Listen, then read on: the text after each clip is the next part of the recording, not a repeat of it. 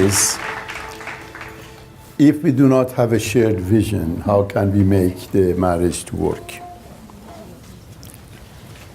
Well, actually, when two individuals want to get married and decide to get married, have certain degree of shared vision. They want to get married, right? That's quite a shared vision, you know. They don't have shared vision about everything. In human relationships, the most important thing is that we start from a point of unity with the objective of continuously adding to this unity and expanding the scope and the depth of unity. Is an ever-expanding process. So,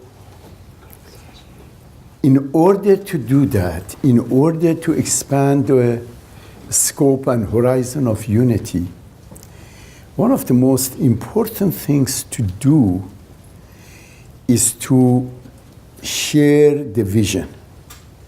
Another will say, okay, we are starting here. We agree about certain things and we do not have agreement about other things. In order to create a happy and healthy relationship, we gradually have to get to the level that we understand each other. In many areas, we have to have agreement. In many areas, we have unique ways of looking at things, which is marvelous as long as they don't cause disunity. So let's agree together how to map out our way of life. You see, most people don't talk about issues in long term. They focus on immediate, the situation. But as Baha'u'llah says, at the beginning of every endeavor, we should look at the end to see what the result is. And then begin to move towards that goal and those objectives. So if the two individuals who come together from different faiths, different orientations, different levels of understanding and insight, as long as they begin from a certain level of unity and together decide that they are going to expand the horizon of their unity and the scope of their unity, and that the unity is going to have an objective at the end.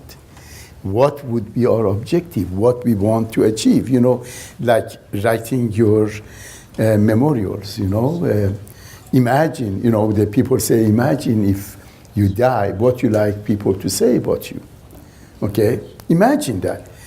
And imagine also, how do you like to see your marriage 10 years from now, 20 years from now, 30 years from now? And if at the beginning you have these kind of discussions and discourse and so forth, then you have a plan of action, you have a map. Marriage has to have a map. Also, that's the reason that I put these 3 stages of marriage. These 3 stages of marriage provides a map that we know we are going to a journey, and we know that a part of a journey is that we have to go through very rough terrain, which is the second phase. So let's get ready. Let's prepare ourselves. Let's have the necessary map and guidance and food and everything that's needed to get there. So this is fundamental for making a marriage to work. Discussion, consultation, preparation for a journey. And we have to know that the journey of life is, from certain perspective, quite expected and certain perspective quite unexpected. In other words, you cannot predict everything that is going to happen in life. And one of the signs of maturity is the capacity to deal with the unexpected. The capacity to deal with the unexpected, rather than saying, oh, well, that's it. No. It is fundamental that we do that. Because I have seen families in which they are doing fine, and a child is born with some difficulties, and the husband says, goodbye, I'm going. I cannot stand this kind of relationship any longer. And I thought that we are going to have fun and we are going to go on vacations every year and we were going to do this and that, and now it's not possible. So I'm out. I see many marriages break up following an unexpected, difficult development in the marriage. And sign of maturity is to prepare for the unexpected. And the beginning of that process is discussing it. How do we respond to the unexpected conditions, illness, this, that, all kind of things that would happen. So these are some of the issues to keep in mind about the first question. And then says, how do you encourage your partner, spouse, to develop when they don't share the same vision and ideals? Well, we said encouragement is to give people courage, right? And one of the ways that you give courage is share knowledge, share insight. Knowledge gives you power, gives you insight, it gives you capacity. More importantly, knowledge is like light. It explains things, it shows the way. Knowledge, therefore, is one of the essential elements of growth and maturity. Therefore, it's not surprising that in the context of the Baha'i life, the issue of knowledge is always put first, you see.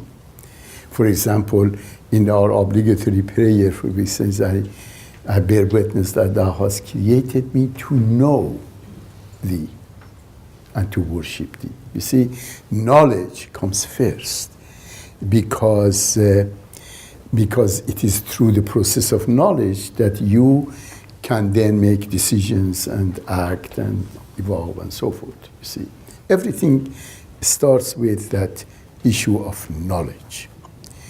And in the context of relationship, if you want to encourage the partner to evolve and develop, is to share your knowledge, your thoughts, your reflections, on one condition. And the condition is that you shouldn't expect the other person accept everything you say. You see, most time people say, we disagree and my partner is not that mature, which you can translate it into, we disagree and my partner doesn't agree with what I think is the truth. And please tell him to accept the truth, which is my idea. And that doesn't work, because the path of search for truth is independent process, is independent search for truth. So you can share with the other, say, my understanding of the primary purpose of life is this. Okay? And it would be interesting to see how the other responds. Okay?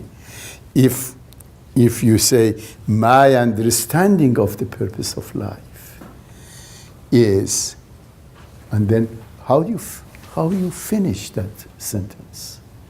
What is the main purpose of life? But many people put it to have fun, to have happiness, right?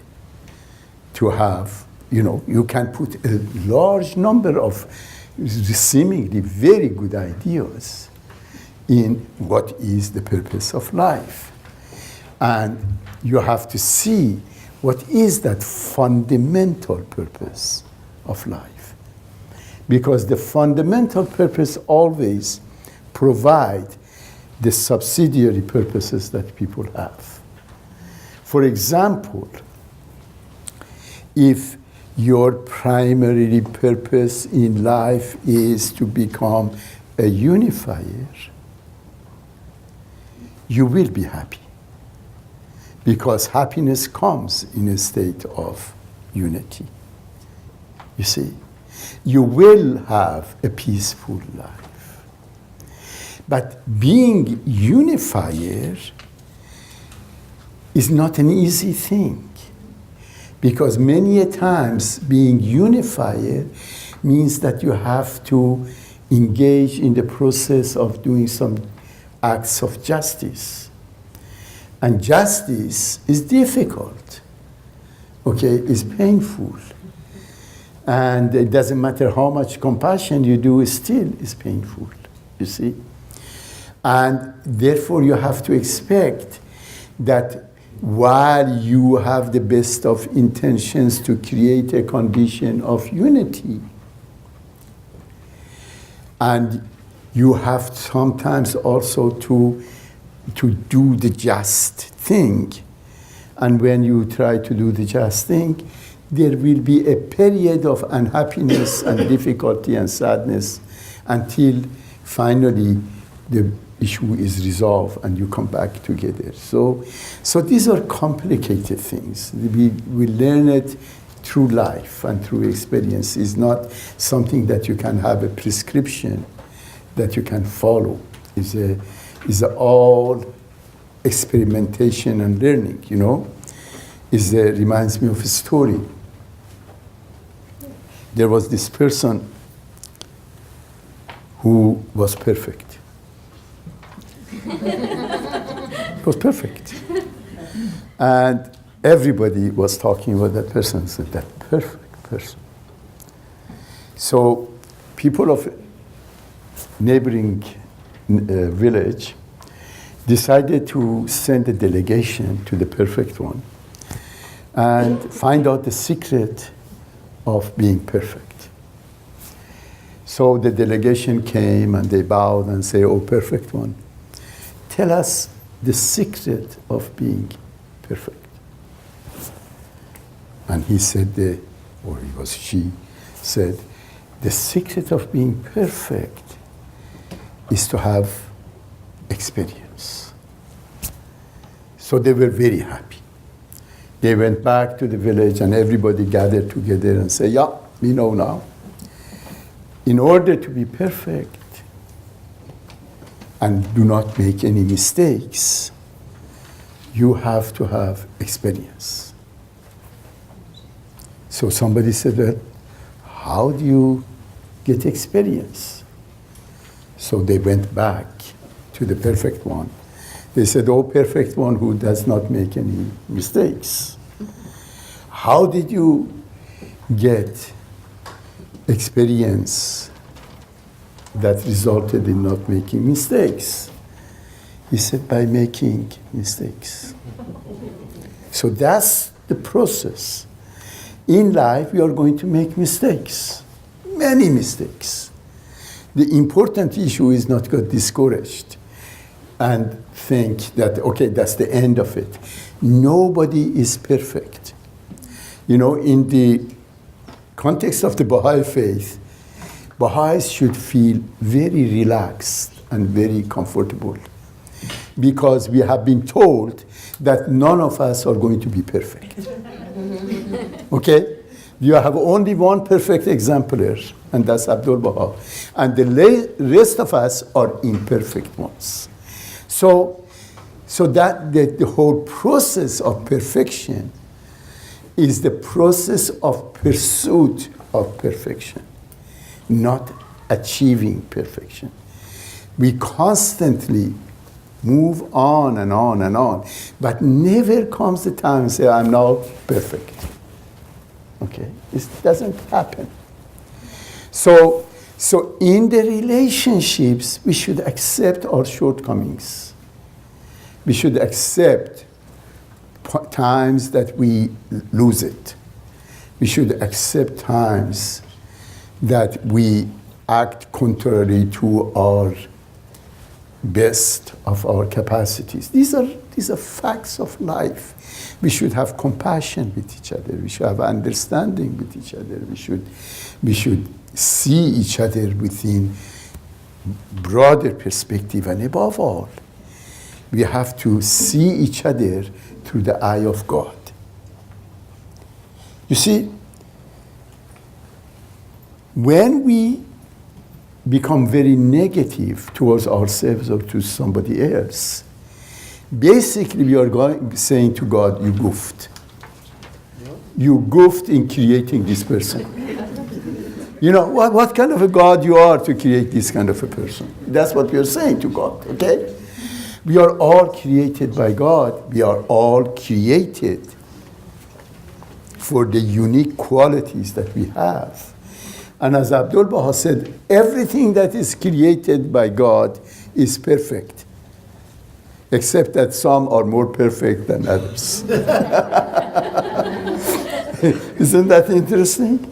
So it's, for example, a rose and a narcissus, they're both perfect, right?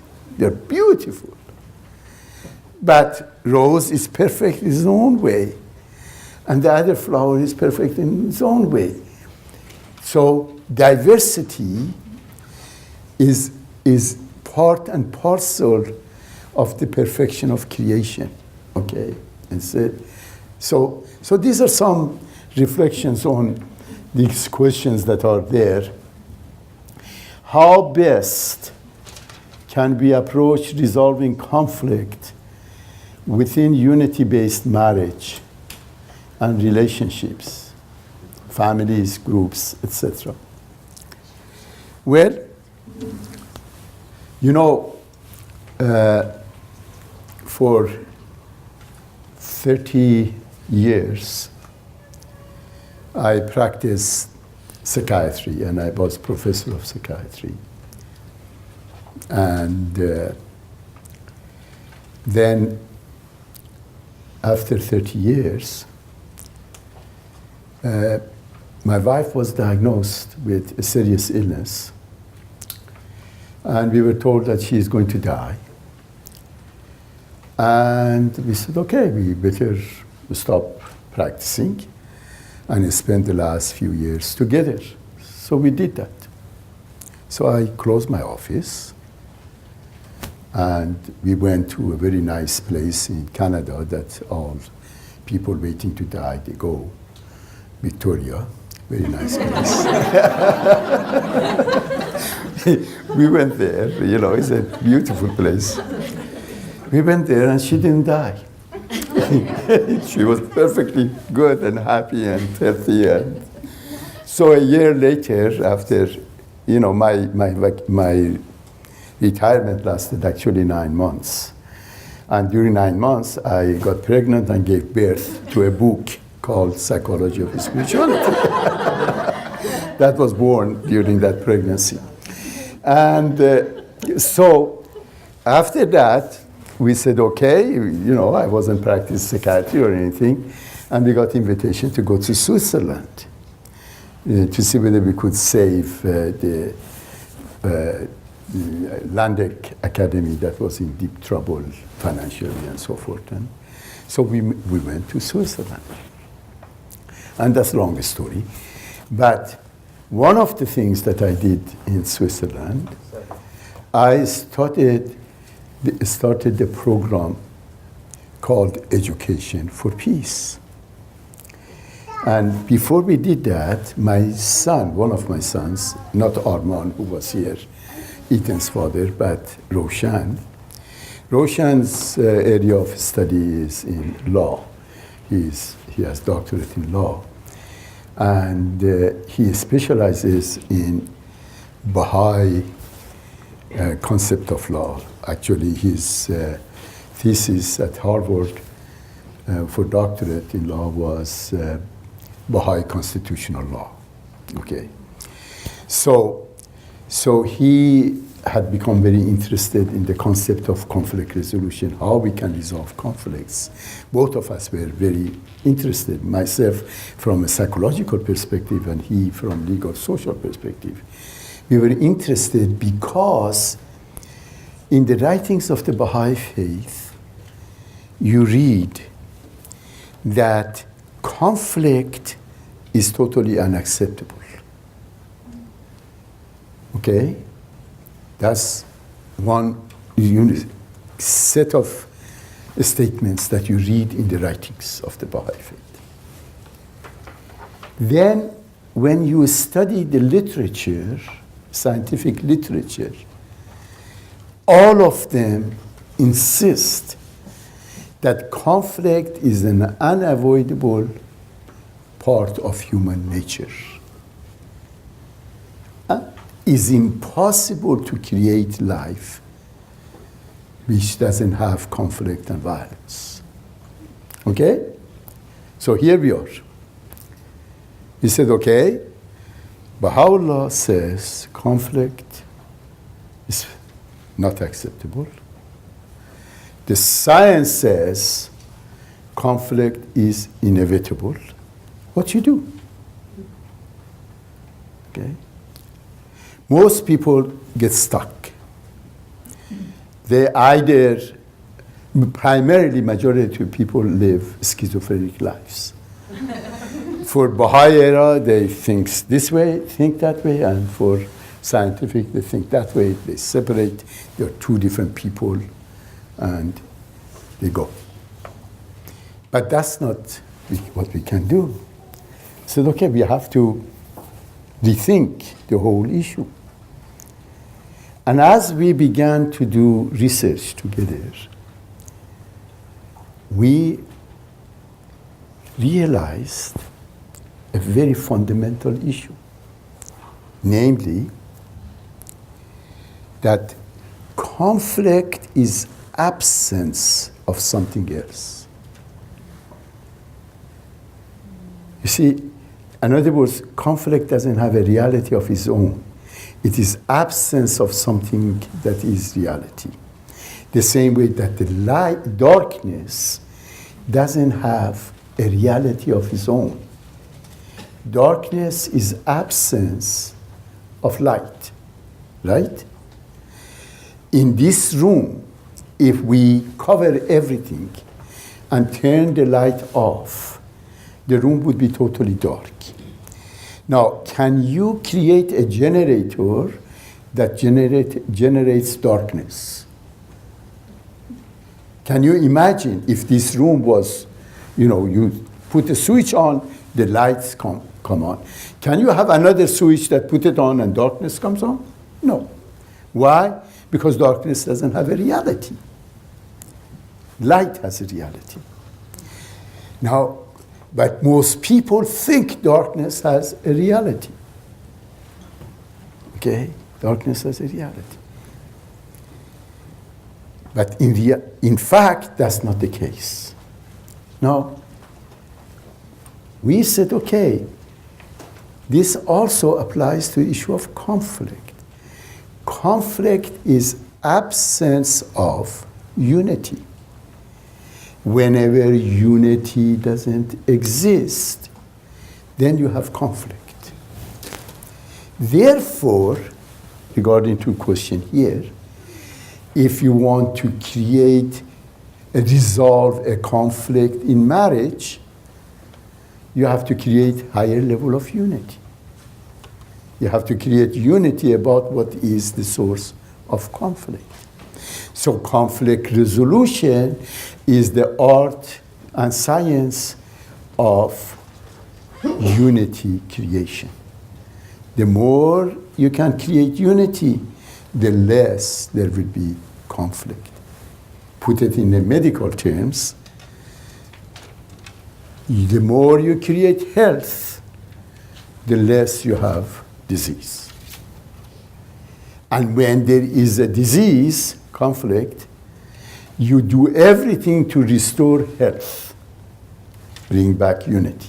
You see, this is, so we, based on that, then we developed a program called Education for Peace, which now, for example, in one country, just mention an example of it, in Bosnia-Herzegovina, we have every child in that country that goes to the kindergarten or primary school, secondary school, is being trained every day in every classroom, in every subject, according to the principles of peace.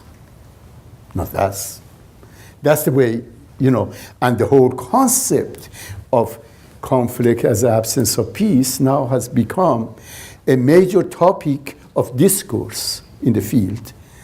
Majority disagree with it. Why they disagree with it? They told us why. They said, if we accept that, all the work that we have done comes to naught. I said, you're right. You're right. I said, also, during the time that people believed that the earth was flat, all the scientists who disregarded that, they disregarded the notion of earth not being flat, was because if they accepted that notion, then mean that they were out of business, okay? So we, young people here in this audience, you have the responsibility and the opportunity to become pioneers in new ways of thinking, in new ways of reflecting about this world that would transform the current scientific, materialistic-oriented science that we have. You have to change that. You have to bring the spiritual dimension to the science so that the science and religion can come together. A spiritual dimension of science doesn't mean that you just simply go in a very simple way of saying, we have to be good scientists, or, we have to be nice, or, this kind of thing. It means that we have to bring new paradigm, new way of thinking, new areas of search and understanding of human nature, of conflict, of relationships, of peace, of everything, of marriage. That's what we have to do. And this is the challenge that is before us, but it's a very exciting challenge. So, and as we do it, then things become very much easier, and the whole issue of how to resolve conflicts then becomes very simple. You want to resolve conflicts? Increase unity. The more you do it, the better, the less conflict you have. Then comes, can a marriage be successful if one or both partners do not believe in God? Well, everybody believes in God. Only they believe it in different ways. One time I was traveling on an airplane, and there were 3 seats. And by the window was sitting a gentleman, very rich, very successful. In the middle was a young lady, about 18, 19, and myself sitting here. And this gentleman began to talk with me and engaging a little bit the lady that was sitting beside us. The fact that he doesn't believe that there is God. And he went on to say how successful he is, how much money he has made, how happy he is, how his children are successful, everything is so nice, but he has done it all by himself. There is no God, there is no reason to think that there is a God, and so forth. And as he's doing here, we are reaching our destiny, which was Chicago. And suddenly we're going down, and suddenly the pilot comes down and says, we have to abort landing because we cannot bring the gears down. Okay? And so we have to go around the lake and let go of all the gas, the fuel that we have, and then we have to belly land. I don't know whether you have belly landed or not. It's not much fun. You have to belly land, which means that they had to have enough time to put foams on the runway. And then the airplane should be without fuel. And then you come down and bang, you're done. And they all asked us all to take our sharp objects out and put our head down. And as we did that, like that, he started saying, "Oh God, oh God, oh God." And I turned to him and said, "Wait a minute. God is busy with her and I right now." You didn't believe in God. What kind of nonsense is that? He's too busy.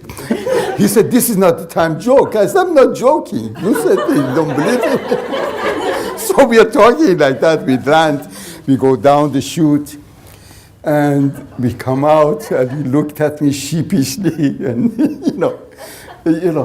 and then I turned to God and said, "You could have done it differently, for God's sake." You didn't need to be so dramatic to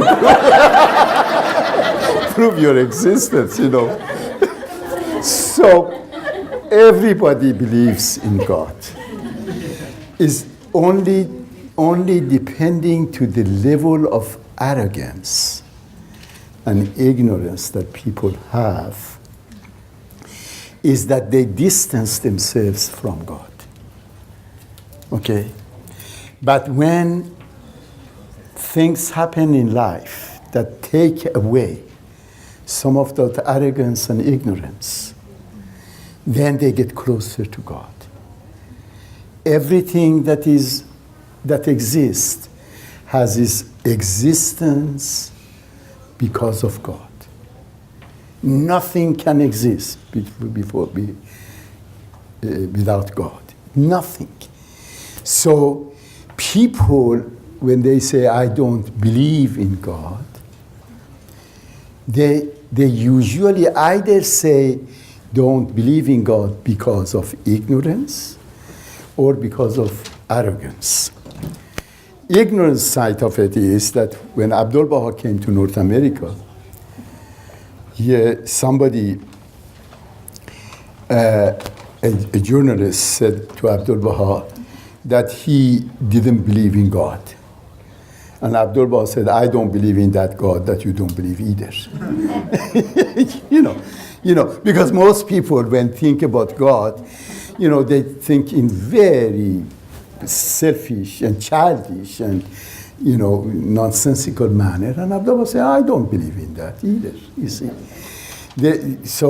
So when people say they don't believe in God, and you can always ask, what is it that you don't believe in? And when they tell you what they don't believe in, usually you find you don't believe in it either. And say, "Yeah, I agree, I don't believe in that God either. Let me tell you what I believe." So when you get involved in that kind of a discourse, you have a lot of room for helping individuals to reflect on these issues that are usually very difficult. So how can we as communities provide support for the institution of marriage? I answered that at the end, okay? Leave it at the end, I answered. And what and how should be, what's that? Should we be investigated? Should be investigated before marriage. Well, I think we have talked about that quite a bit during the last 2 days, the issues that we do. Okay, and why is the rate of divorce the same within the Baha'i community as within the wider society? Well, why shouldn't we? Because if our understanding of marriage and family is still very similar to the current understanding and approach to marriage and family, we will be afflicted by the same demands that are on all marriages in the community. I think we are still in the early stages of establishing a community of people, a Baha'i civilization. You see, we don't have yet the advanced stages in establishment of a Baha'i civilization.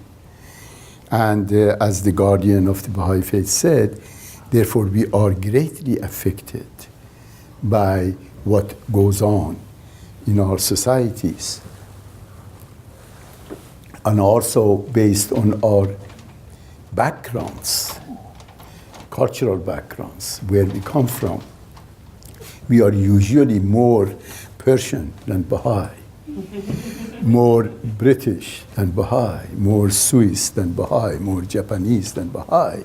In other words, the impact of our cultures on us are far more than the impacts of the faith, because in the faith we have to constantly remind ourselves how to be living according to Baha'i principles, while the cultural inputs are all a part of our habits.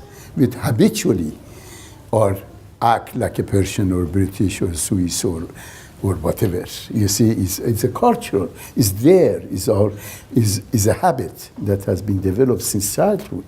While becoming a Baha'i is a constant struggle, constant work, constant reminder of oneself, until we have 2, 3, 4, 5 generations that gradually, through education, through insight, through all kind of things, we begin to develop a Baha'i culture. So it is a process, and we are in that part of that process, so nothing is unusual about it. So, and then it says, how can we assess the maturity, readiness of an individual as a potential partner, especially during the first phase of romantic love? Well, you don't.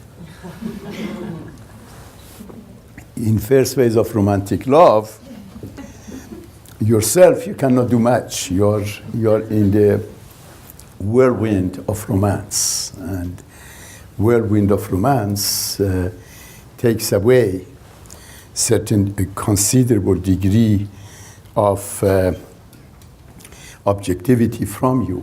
In the 7 valleys of Baha'u'llah, you know, the 7 valleys describe the process of journey of life. And the process begins search. What are we searching for? For the beloved, right? Why we are searching for beloved? Because we are all lovers. We human beings are created as lovers. We have to love. We need the beloved. So we search for the beloved. So you search for the beloved, and then you fall into the clutches of love. And love, you enter the valley of love. And the valley of love is full of challenges, full of extremes of emotions, full of ups and downs in that valley, and pain of union and separation and togetherness and close loss. These are all aspects of valley of love. And then after the valley of love, you see, valley of love is not the end of everything. It's just only the second stage of the 7 stages. After the valley of love comes the valley of knowledge. It is that period that you have to develop self-knowledge and the knowledge of others, to get to know yourself and to know the other, and to know each other, and to know your relationship. So then after you do that, you enter the valley of unity. You start with search, go to the valley of love, go through the valley of knowledge, then you enter the valley of unity. And the next three stages would be the stages that you gradually detach yourself from the self and become ever more and more detached from trivial things of life. You sacrifice, you make your life sacred until you reach the seventh valley, which is the valley of utter nothingness. Meaning your ego goes, you reach the time of transcendence. So this is the journey of life. And this journey has the parallel in a spiritual journey and has in marital relationship, in the relationships of life, and all of these, they have stages, and they come in a systematic way possible. So because the valley of love is such a demanding valley, because of that, as I mentioned earlier, the issues of consultation, issues of seeking other people's advice, the issue of reflection, the issue of prayer, issue of meditation, all of those become necessary so that you don't completely fall. You know, falling in love is very dangerous because you can really fall, okay? So you have to be careful about that. And when you consult and seek the advice of the parents and others, is that they help you not to fall, because otherwise there is always a danger of falling.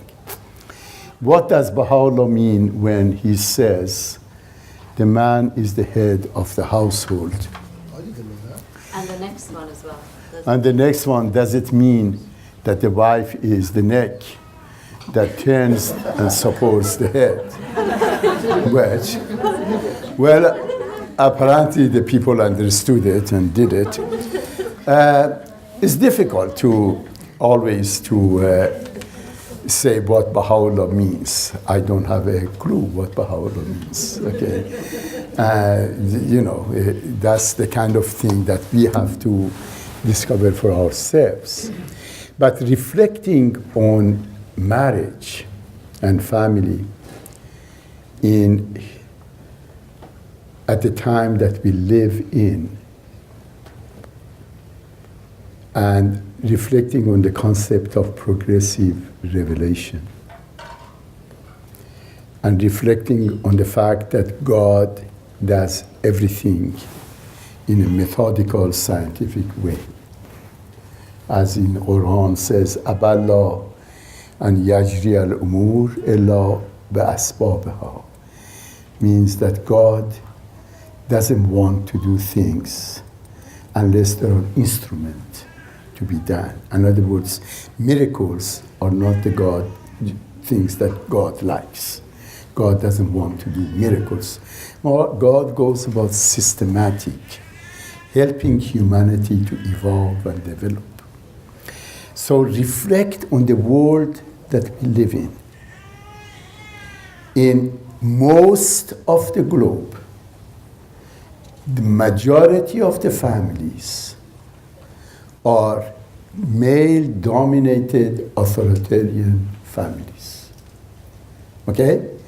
Except for a few millions in North America and Europe, and even in Europe and North America, many families are male-dominated and authoritarian and power-based. This is the reality of the world. This is the world that we want to live in, we are living in. And Baha'u'llah has come to help humanity to gradually, in a span of 1,000 years, to move from its current either male-dominated or male-female adversarial conditions of marriages that are, until we reach to the other side and we create truly united, unity-based families. It is a process.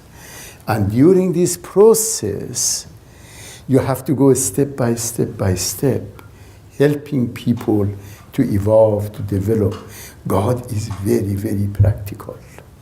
And above all, God is very patient. Okay? And does not demand of people what they cannot do. And therefore, the teachings of the faith, as you know, are being put into practice step by step by step, because humanity is not ready to change dramatically. And when people are not ready to change dramatically, and you demand that they change, especially if you're God and demanding, then you have done injustice to them. You see? And that's why God doesn't, it's stated that God doesn't test people beyond their capacities. So my understanding is that these comments, this is only one comment, in the context of hundreds of comments about equality and about equal rights and equal responsibilities and equality.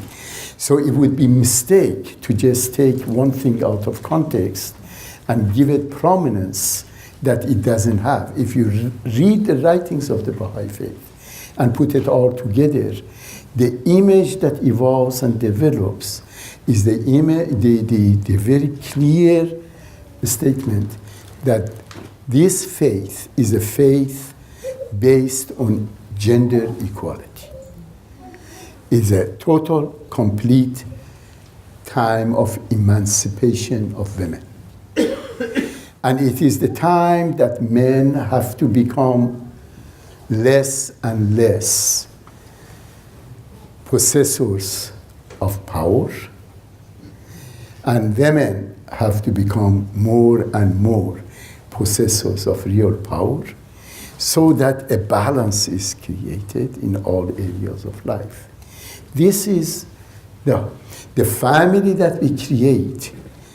The only issue about the head that may make sense to me, my understanding, it comes to the biological differences of childbearing and child rearing.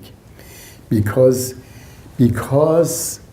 men, thank God, cannot become pregnant. Because I have seen how painful it is and how amazing it is that women go through pain and suffering and process of pregnancy and childbirth.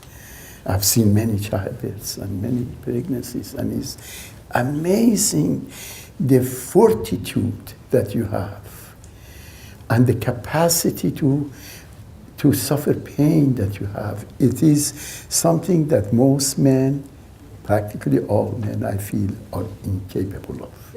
I really do feel that. I really do. You know, so it is remarkable. You have capacities that they are beyond ability of men to understand. So because of this, and because of the enormous impact that mothers have on their children, and therefore on the future of civilization and the future of humanity, because of these facts, there comes a period of time that the man has to take other responsibility and put it on his shoulders, so that the children and women would not be sacrificed and would not be put in the condition that they have to get engaged in this survival of fittest environment, economical environment that we have right now in the world. And unfortunately, right now, men and women both have to work all the time in order to make ends meet. So I see the Baha'i civilization, the way that the Baha'i faith is organized in the future, is going to be somewhat different from what we have right. I don't think it's going to be the jungle. that we have created right now, economic jungle, relational jungle, and all of these families going to take the central place in the society. Roles in the context of equality are going to be defined much more clearly. Children are going to receive the kind of education they need to receive from mother on the hand, when father on the other hand are going to be more elaborated. I think it's a different condition is going to happen. But this is something that we have to create. It is a process. And we are now at the very beginnings of that, and we are caught in this world that we are caught. So I don't have any specific thing to say about that question. Just some reflections on my own attempts and struggle to understand. There are a couple of questions here that have been handed over to me. What is encouragement? How can you encourage a child? In Montessori, which I understand is fallible, it speaks about the child being attached to encouragement and doing the thing for the encouragement rather than for doing it. However, you speak about encouragement in a different way. What is it and what does it look like? Well, first of all, Montessori system of education is a marvelous system. As a matter of fact, both our children went to Montessori school and grandchildren likewise. So Montessori is really, really interesting system of education. And to my understanding, Montessori doesn't discourage encouragement. What it discourages, the reward and punishment attitude that many parents and many teachers develop, of that people would do everything, children learn to do everything only when they are rewarded. That's a different dynamics than the concept of encouragement. Concept of encouragement is to create an environment, a growing environment, a creative environment in which the individual feels courage, the necessary courage to experiment, to look for things, to do things, to make mistakes, not to be afraid of punishment in the process, and to learn new things. You see, this is a framework you create in which at once gives boundaries and freedom.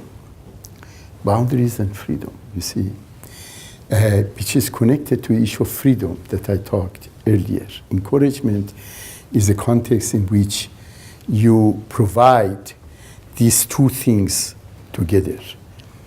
You provide freedom on the one hand and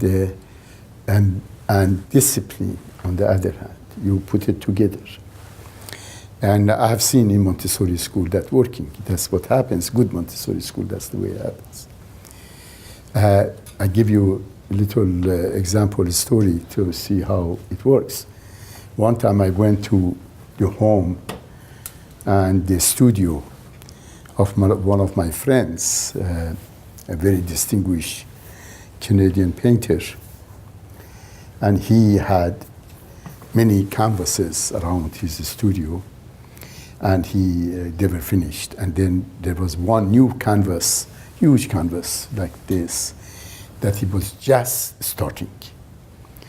And he had put, the first thing that he had done, put borders there.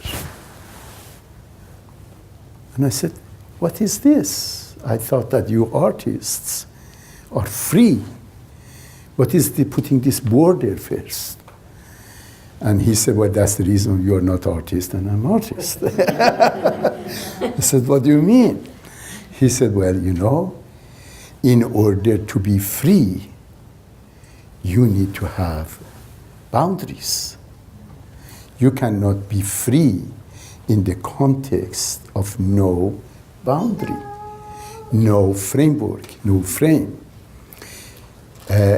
imagine if you are traveling through streets of London and you have total freedom.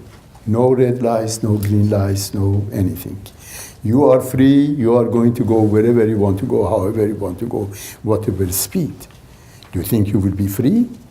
Or you will be totally stuck in a confusion? What gives you freedom is because there is a discipline, because there is order. My wife is both ballet choreographer and she was at one time the soloist with the National Ballet in the United States. And she therefore did a lot of ballet work. And when you see a ballerina to comes on the stage and they go up and down and do all kind of things that they do, say how free they are. When you observe them behind the scene of what amount of profound discipline they put into their work in order to achieve this freedom, then you realize that these two things, discipline and freedom, are totally interconnected with each other. Encouragement is the process of creating an environment which is, on the one hand, has disciplines, therefore it has rules, it has regulations, and on the other hand, within the framework of those rules and regulations, it gives you freedom. That's the reason that in Kitab Aqdas, the most holy book of the Baha'i faith, when you read about liberty, Baha'u'llah says, the true liberty is in obedience to my laws, meaning the laws of God create the necessary framework, provide the necessary order, within which then individuals are free to act in manner that is constructive and creative and so forth. So these are the concepts. All these concepts needs to be reframed and re-understood and differently understood in the context of the revelation. And that's what we have been trying to do about marriage, trying to understand marriage in a different modality and different way, and family and so forth. So hopefully that answered the question that they had. What happens in this kind of relationship is that the